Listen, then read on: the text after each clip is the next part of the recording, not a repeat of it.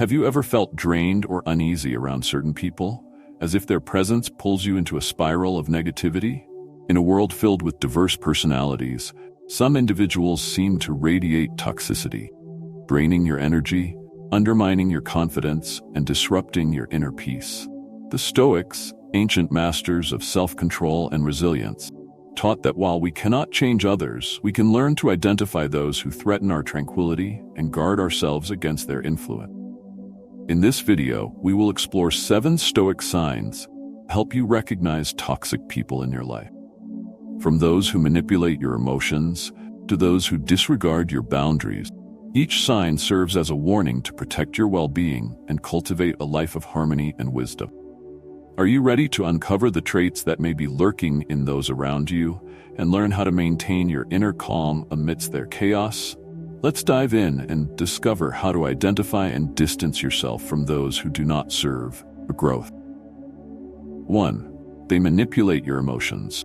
One of the most subtle yet dangerous behaviors that can seep into our lives is emotional manipulation.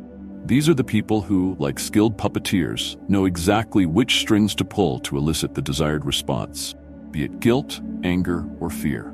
Their words are carefully chosen, their actions meticulously planned to sway you, keep you on edge, always guessing, always doubting. But how do we recognize such people? And more importantly, how do we protect ourselves from their toxic influence? Allow me to share a story from my own life, a time when I was confronted with a master manipulator. It was during my early years as emperor, when I was still learning the intricacies of power and governance. A senator, a man known for his silver tongue and cunning nature, approached me with a proposal. On the surface, it seemed harmless, perhaps even beneficial. He spoke with such eloquence, such conviction, that I found myself nodding along. But something about his words felt off. A subtle undercurrent of unease that I could not shake. He leaned in closer, his voice lowering to a whisper. "Marcus, think of what this could mean for your legacy. Think of the power, the influence, the glory." He was not appealing to my reason, but to my ego, to my desire for validation. He knew exactly what to say to stir my emotions, to cloud my judgment. For a moment, I was tempted to agree, but then I remembered the teachings of Stoicism. The importance of mastering one's emotions, of not allowing oneself to be swayed by flattery or fear. I took a deep breath, steadied my mind, and responded, "Senator, you speak well, but I must consider the greater good. Decisions made in haste, driven by ego or fear, seldom lead to wisdom." His face fell, his manipulation exposed. And in that moment, I realized just how easily even a seasoned leader could be swayed by clever words, if not vigilant. You see, manipulators are like skilled fishermen, casting their lines with bait designed to lure you in. They will use your fears, your desires, your insecurities against you.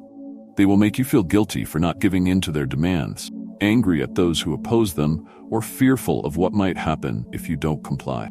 It's all a game to them, a means to an end.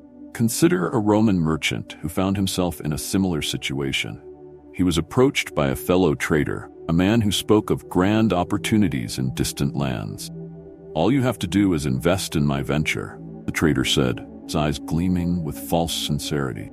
"Think of the wealth, prestige you'll gain." But the merchant noticed something, how the trader's hands shook slightly when he spoke, how his eyes darted around, never meeting his gaze. Instead of reacting with eagerness or fear, the merchant paused and asked himself, "What is this man's true intention? Is he seeking to enrich me or himself at my expense?" By taking a moment to reflect, to analyze the emotions being stirred within him, the merchant saw through the ruse and avoided a disastrous partnership. Or think of a Roman mother dealing with a particularly clever child who, having been denied a sweet treat, begins to cry and plead. "But mother, you don't love me. If you did, you'd let me have it." The first instinct might be to give in, to avoid the guilt, to stop the tears. But a wise mother understands this for what it is, a child's attempt at emotional manipulation. Instead of yielding, she calmly explains, "My love is not measured by the sweets I give you, but by the lessons I teach you." She does not allow her child's tears to dictate her actions. Emotional manipulators are everywhere. In our workplaces, our social circles, even in our homes. They are the ones who twist words, who play the victim when it suits them, who turn others against you with half-truths and insinuations. But remember, as Stoics, our power lies in recognizing these tactics for what they are. We must ask ourselves, what emotions are they trying to evoke? Why are they trying to provoke a reaction? What do they stand to gain? There is a certain humor in exposing a manipulator, much like watching a spider retreat when its web is brushed away. I remember a time when a noblewoman, seeking favor in court, attempted to flatter me excessively. "Oh, Emperor, you are the wisest, the most just, the most beloved ruler Rome has ever known," she gushed, her words dripping with insincerity. I could not help but smile and reply, "If that were true, I would not need to hear it so often." Her face turned crimson, and she quickly changed her tone, realizing her flattery had failed. Sometimes, a little humor can disarm even the most cunning of manipulators. So how do we guard ourselves against such people? Start by mastering your own emotions. Know yourself, your strengths, your weaknesses, your desires, your fears. When you are in tune with your own mind, you become less susceptible to the manipulations of others. Practice self-reflection. When you feel a surge of emotion, whether it's anger, fear, or guilt, pause. Ask yourself why you are feeling this way. Is it your own true feeling, or is it being influenced by someone else's words or actions? Remember, as I have written in my meditations, the happiness of your life depends upon the quality of your thoughts. Choose your thoughts wisely. Do not let others plant seeds of doubt, fear, or anger in your mind. Guard your inner peace, for it is your greatest treasure. By recognizing the signs of emotional manipulation, by staying true to your principles, and by maintaining a clear mind, you not only protect yourself, but also show others that you are not easily swayed. You become a person of strength, of wisdom, of integrity, and in doing so, you change how others see you, not as someone who can be easily manipulated, but as someone who stands firm in their truth. This, my friends, is the Stoic way. 2.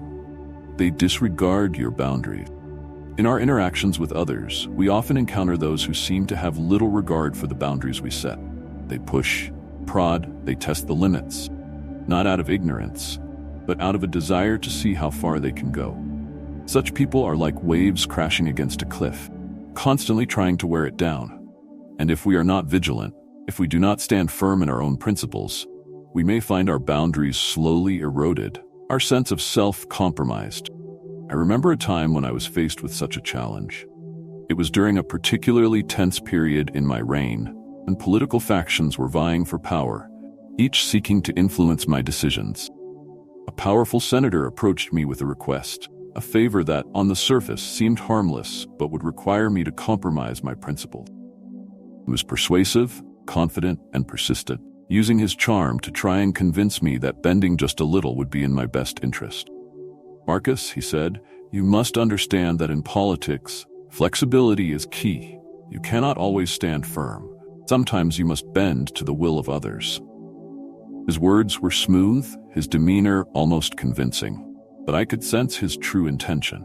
To see how far he could push, how much he could gain at the expense of my integrity. I knew that if I allowed him to cross this line, even once, it would set a precedent, a dangerous one. I looked him in the eye and replied, "Senator, a tree that bends too easily is uprooted in the first storm. I am willing to listen, to consider, but I will not compromise the principles that I hold dear. To do so would not only be a betrayal of myself, but of the people I serve." The senator's smile faded, his attempt to overstep my boundaries thwarted. In that moment, I realized that maintaining one's boundaries is not just about saying no. It's about knowing when and where to draw the line, and doing so with conviction. Consider the story of a Roman guard tasked with protecting a sacred temple. He is approached by a wealthy merchant who offers him a hefty sum to allow a brief, unauthorized visit. The guard is tempted. The money would certainly help his struggling family. But he remembers his duty, his commitment to the temple, to the gods. He firmly declines, stating, "This temple is sacred ground and my duty is to protect it, not to profit from it." The merchant, frustrated, leaves, but the guard's integrity remains intact. By upholding his boundaries, he maintains his honor and respect. Or think of a Roman woman, respected in her community for her wisdom and fairness. She often counsels those in need, offering her guidance and support. However, There is one individual who repeatedly comes to her, not for advice, but to test her patience, to see how much of her time he can take. He disregards her personal space, interrupts her when she is with others, demands more than she can give. Instead of allowing him to drain her energy, she gently but firmly sets a boundary. "I am here to help," she says, "but you must respect my time and the needs of others as well." Her words are kind but clear, and in setting this boundary, she maintains her peace and continues to serve effectively. Those who disregard your boundaries are often testing not just your limits, but your resolve. They want to see how much you value yourself, how much you respect your own needs and principles. They push because they believe they can, and it is up to you to show them otherwise. There is a certain humor in observing these attempts. I recall a time when a young patrician, full of confidence and entitlement, tried to gain access to a restricted area in the palace, simply because he believed his status granted him the right. When confronted, he scoffed, "Do you know who I am?" I could not help but chuckle and replied, "Indeed, I do. But do you know where you are?" His face reddened, arrogance deflated. He quickly retreated.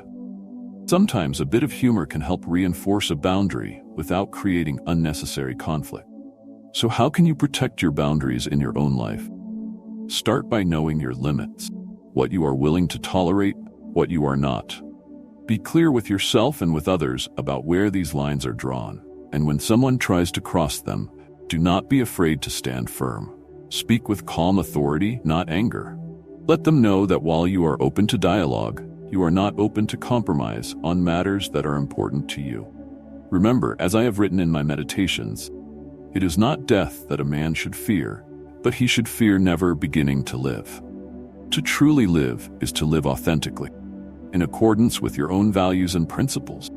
Do not let others dictate your path or diminish your sense of self. Guard your boundaries, for they are the foundation upon which your inner peace is built. By standing firm in your boundaries, you not only protect yourself, but also teach others how to treat you. Respect, dignity with honor.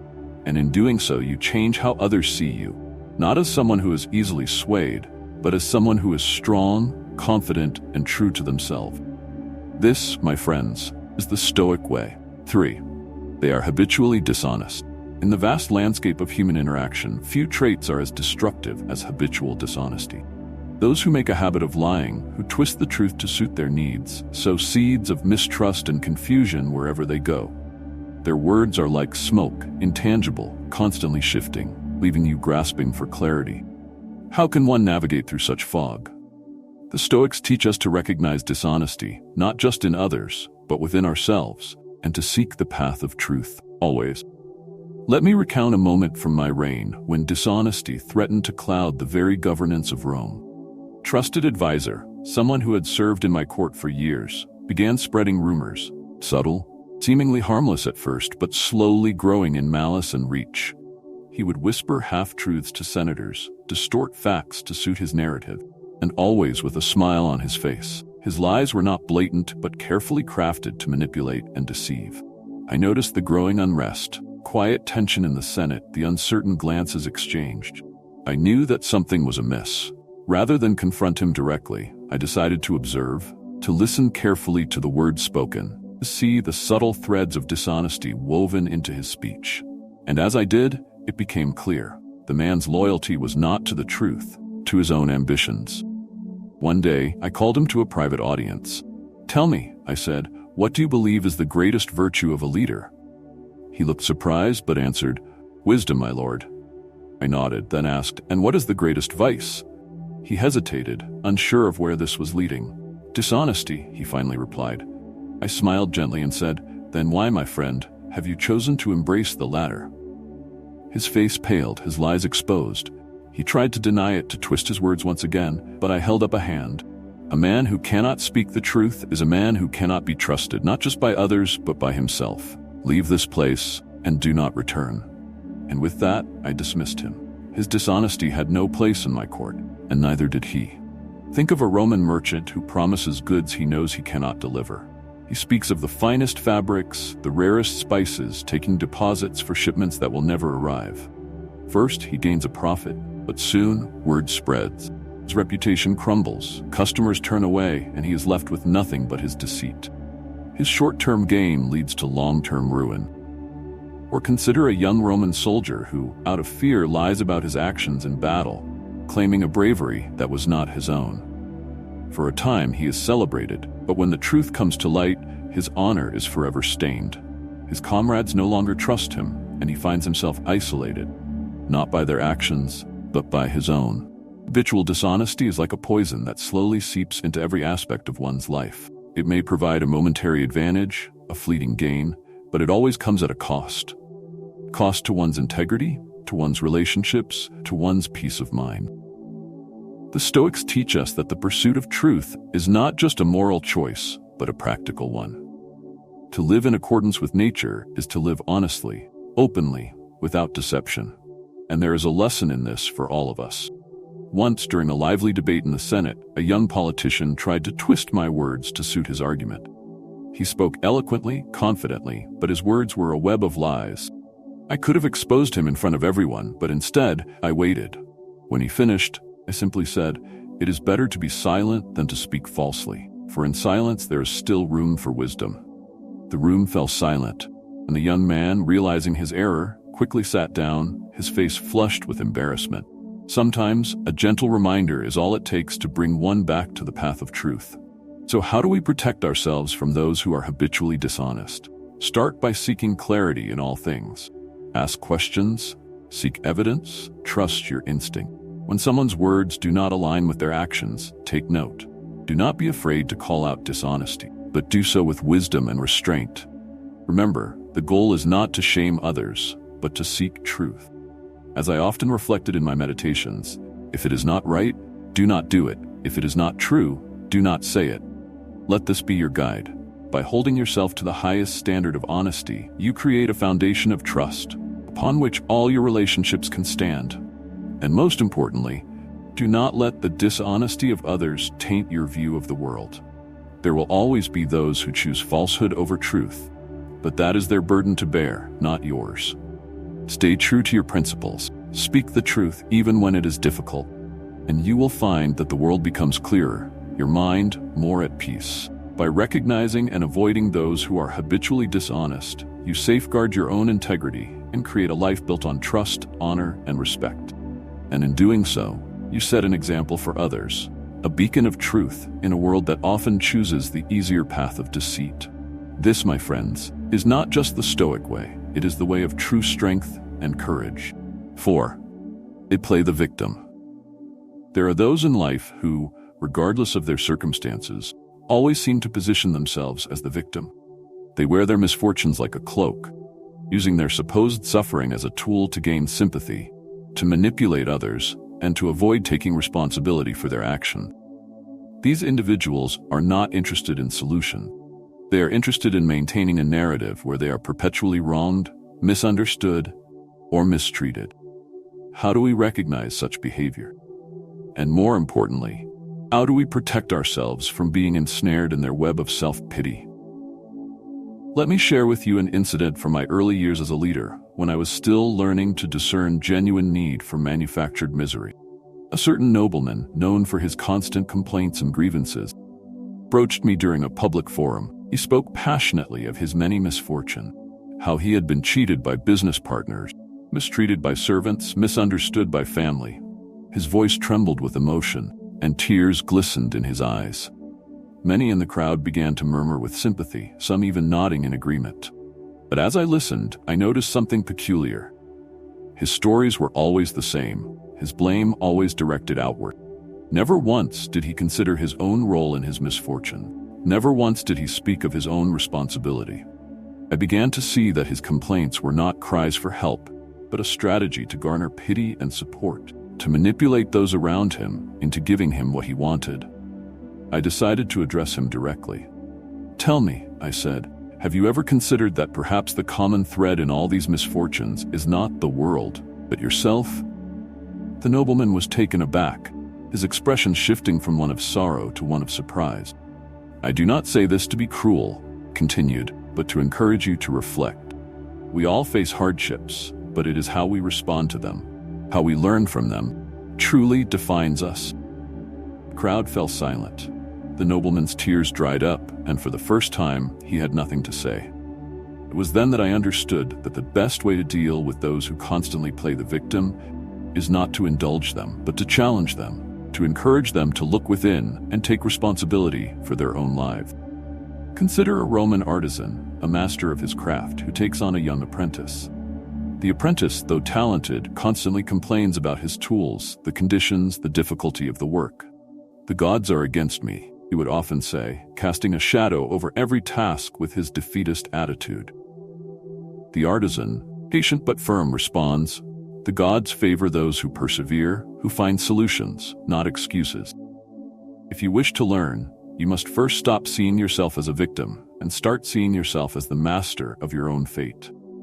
Slowly, the apprentice begins to change, realizing that his constant complaints only held him back from his true potential. Or think of a Roman matron who runs a large household. She has a servant who, whenever confronted with a mistake, always finds a way to shift the blame. "It was not my fault. The other servants did not help me," or "the instructions were unclear." The matron, wise in her years, sees through this pattern. She does not scold harshly. Instead, she gives the servant more responsibility, forcing him to confront his own actions and learn from his mistakes. Over time, he learns to stop making excuses and starts to grow into his role with confidence and competence. Those who play the victim are often seeking more than just sympathy. They are looking for a way to avoid accountability, shift the burden of their own failures onto others. They thrive in environments where their behavior is enabled, where their perpetual state of crisis garners attention and excuses their lack of progress. There is a certain irony to this behavior. I once attended a debate where a young orator, frustrated by his inability to sway the crowd, declared loudly, "You are all against me. No one here understands my brilliance." The room erupted in laughter, not because they were mocking him, but because they saw the absurdity of his claim. It was not the crowd that failed to understand. It was the orator who failed to connect, to listen, to adapt. Sometimes, playing the victim is nothing more than an unwillingness to accept the reality of one's own limitations. So, how do we handle those who constantly play the victim in our own lives? Start by recognizing the pattern. Observe how often they shift blame, how frequently they claim to be misunderstood or mistreated. Ask yourself, are they seeking solutions or simply more attention? When confronted with this behavior, do not enable it. Offer support, yes, but also encourage self-reflection. Pose questions that prompt them to look within. What could you have done differently? How can you take control of this situation? Remember, as I have written, the soul becomes dyed with the color of its thoughts. If one constantly sees oneself as a victim, they live a life of helplessness and misery. But by changing their narrative, by taking ownership of their actions and choices, they can transform their reality. Do not allow those who play the victim to drag you into their endless cycle of blame and self-pity. Stand firm, be compassionate, but also be wise. Encourage growth, not dependency.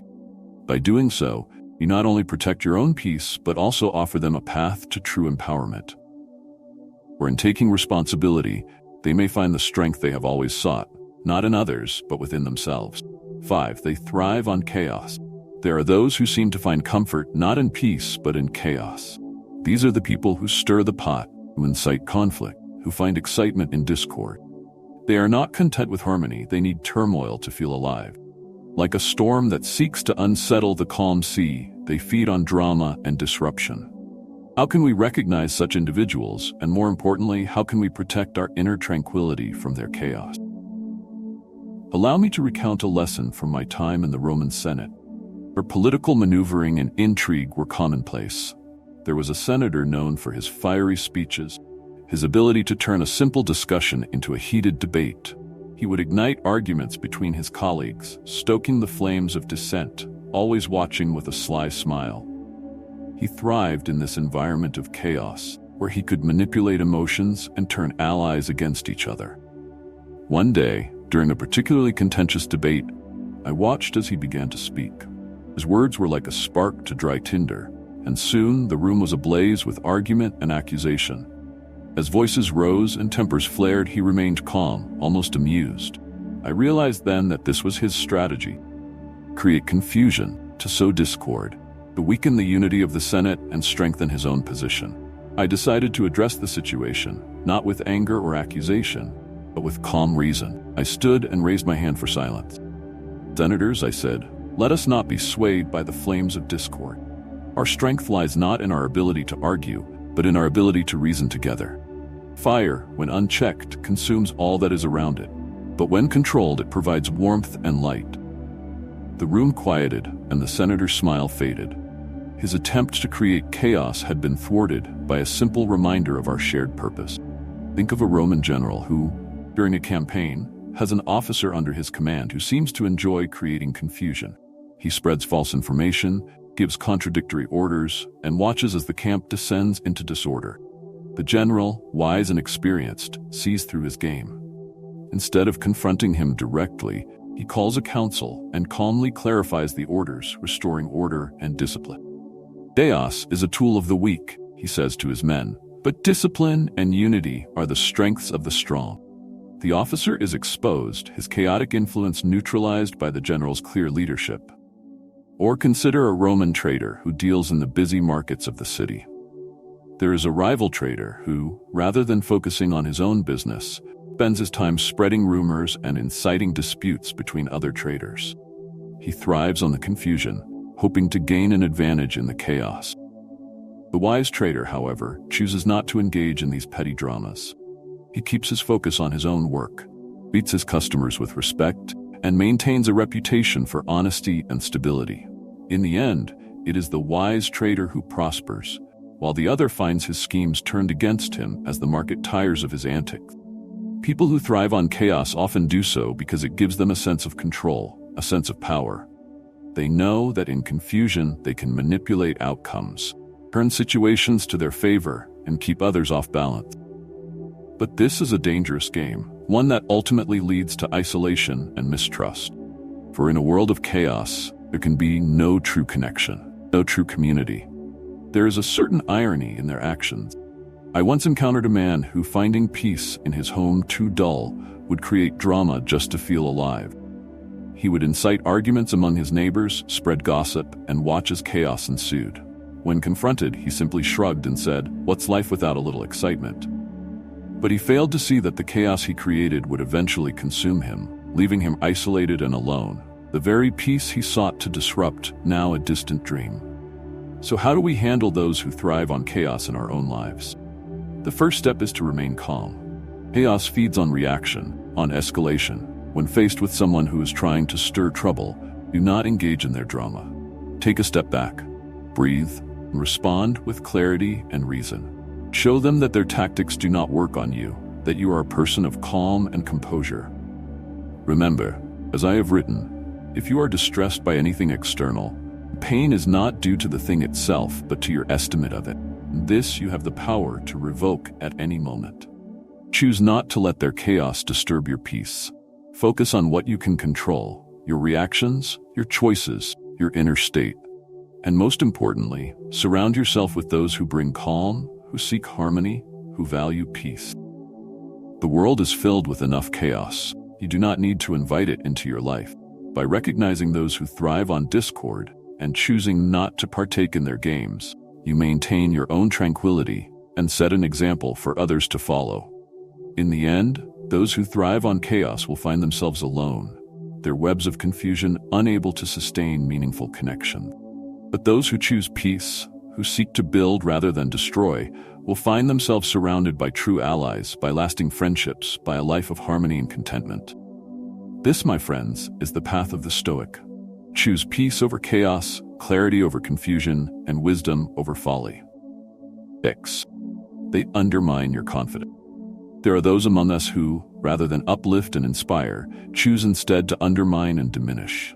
These are the people who subtly chip away at your confidence, planting seeds of doubt with their words, their actions, their veiled criticisms. They see your potential, your strength, and instead of celebrating it, they feel threatened by it. They prefer a world where others remain small, where they can maintain their own sense of superiority. How do we recognize such individuals? And how can we protect our self-belief from their corrosive influence? Let me share with you a moment from my time as emperor, when I was still grappling with the weight of leadership. There was a general, respected by many, who often accompanied me during council meetings.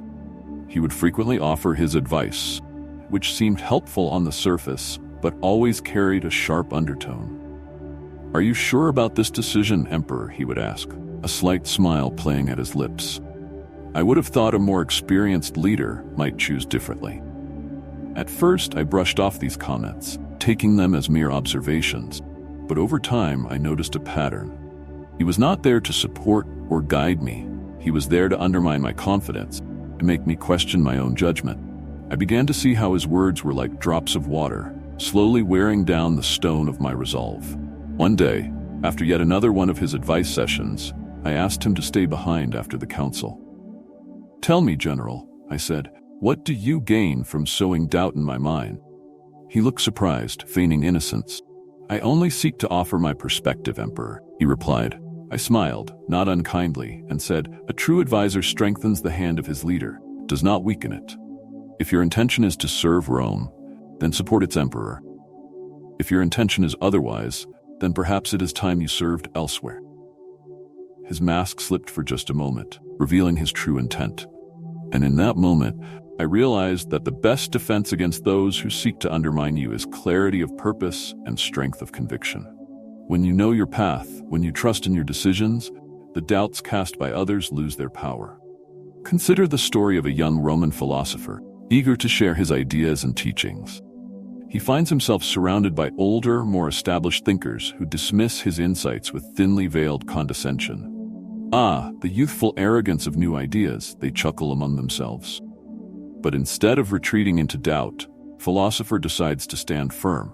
"Wisdom knows no age," he replies calmly, "only the willingness to learn and grow." His quiet confidence disarms them, and he continues his work, unshaken by their attempts to belittle him. Or think of a Roman athlete preparing for a great competition. His rivals, seeing his skill and determination, whisper among themselves, "He is not as strong as he seems. His form is flawed." These words reach his ears, and for a moment, doubt creeps in. But instead of letting their words take root, he turns inward, remembering the countless hours of training, the sweat, the sacrifice. He tells himself, "I know my strength, my capability. Their words are but wind, passing and meaningless." He enters the competition with his head held high, his confidence intact, and emerges victorious. People who undermine your confidence often do so out of their own insecurities. They fear what they cannot control, what they cannot surpass. They seek to bring you down to elevate themselves, to maintain a sense of power and dominance. But this is a false power, one built on the shifting sands of others' self-doubt, not on the solid ground of true strength. There is a certain satisfaction in turning the tables on such people. I once encountered a poet who, jealous of my own writings and reflections, tried to belittle my work. "Ah, Marcus," he said with a sly grin, "a ruler writing poetry? Should you not leave that to those more suited for such pursuits?" I looked at him, amused, and replied, "Why should I limit myself to what others deem suitable? True expression knows no boundaries." His smile faltered, and he had no retort. Sometimes the best response to doubt is confidence itself. So how do we shield ourselves from those who seek to undermine our confidence? Begin by knowing your worth. Reflect on your achievements, your strengths, your values. Surround yourself with those who lift you up, who believe in your potential and support your journey. And when faced with criticism, consider the source. Are they offering constructive feedback or simply trying to sow doubt? Remember, as I have often written, the opinion of 10,000 men is of no value if none of them know anything about the subject. Trust your judgment. Trust your path. Let the voices of doubt and negativity fall away, leaves in the wind. And most importantly, cultivate a strong inner belief. When you know your own worth, when you stand firm in your own truth, the attempts of others to undermine you become futile. Their words become nothing more than whispers in the distant, unable to touch the core of who you are. By recognizing those who seek to undermine your confidence and choosing to rise above their negativity, you maintain your strength, your dignity, and your direction. You show the world that you are not easily swayed by doubt, that you are a person of conviction and courage. This, my friends, is the path to true confidence. A confidence that comes not from the approval of others, from the unshakable belief in oneself. 7. They lack genuine empathy. Empathy is a bridge that connects us to the hearts of others, allowing us to understand their joys, their sorrows, their struggles. It is the foundation upon which all meaningful relationships are built. Yet there are those who walk among us with a profound lack of empathy. Individuals who are blind to the feelings of others, who see the world solely through the lens of their own needs and desires. These people are often cold, calculating, and indifferent, leaving a trail of hurt and misunderstanding in their wake. How do we recognize such individuals, and how can we guard our own hearts against their callousness? Allow me to share a story from my reign when I encountered such a person. A man of high standing, respected for his intellect and strategic mind, but lacking in the most fundamental of human qualities, empathy. This man served on my council, where his advice was often sharp, calculated, and devoid of compassion. He saw every decision through a lens of profit and loss, never considering the human cost. During a discussion about a new policy that would affect thousands of citizens, I noticed his cold detachment. While others spoke of the potential hardships and how we might mitigate them, he dismissed their concerns with a wave of his hand. We must think of efficiency, he argued. Compassion has no place in governance. I paused, taken aback by his words. Compassion, I replied, is not a weakness, but a strength. It binds us together as a community, as a society. To govern without empathy is to rule without understanding, without wisdom. The room fell silent, man's arrogance exposed. I realized then that a leader without empathy is like a chariot without a driver, bound to veer off course and cause destruction. Consider a Roman healer who, in his pursuit of knowledge, forgets the very essence of his calling: to heal, to comfort, to care. He sees his patients not as individuals, but as cases, as opportunities for learning and experimentation. His hands are skilled, but his heart is closed. One day, an old woman comes to him, her body frail, her spirit weary. Instead of offering her comfort, he speaks of her condition in cold clinical terms, devoid of any warmth or reassurance. She leaves his presence not just in physical pain, but in emotional despair, feeling unseen and unheard. Or think of a Roman merchant who treats his customers purely as transactions, with no concern for their needs or satisfaction. He is interested only in the profit, not in the service he provides. When a customer comes to him expressing dissatisfaction with a purchase, he dismisses their concerns with indifference, saying, "What you feel is of no consequence to me. You bought it. It is yours." Such lack of empathy slowly erodes his reputation, and soon, he finds himself isolated in the marketplace, avoided by all who value respect and understanding. People who lack genuine empathy often see relationships as a means to an end, a way to fulfill their own desires or ambitions. They are blind to the needs of others, unable to put themselves in someone else's shoes. Feel what they feel. This makes them not just dangerous to others, but ultimately to themselves. For without empathy, they fail to form meaningful connections, and a life without connection is a life half-lived. There is a lesson in recognizing this behavior. Once at a banquet, a young nobleman, known for his indifference and cruelty, was confronted by a servant who accidentally spilled wine on his robe.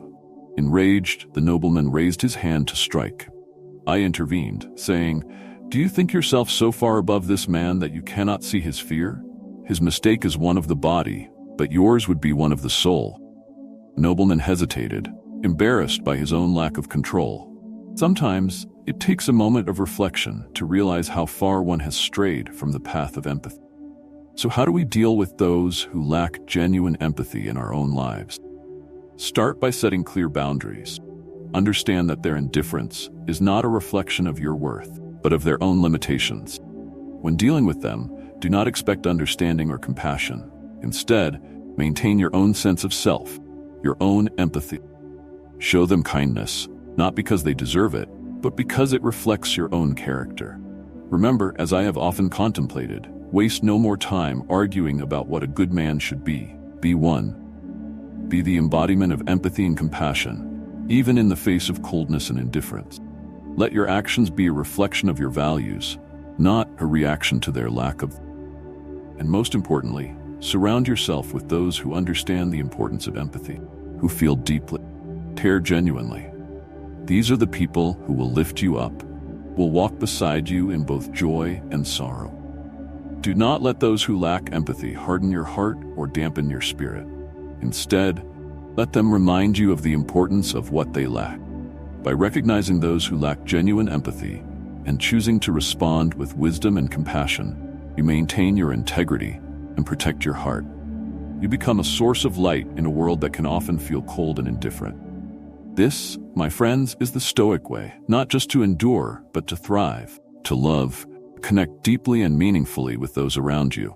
And in doing so, you create a life rich in understanding, compassion, and true human connection. In the complex tapestry of human relationships, not all threads are woven with good intentions. Some people, hidden beneath masks of friendliness or charm, can have a surprisingly negative influence on our lives.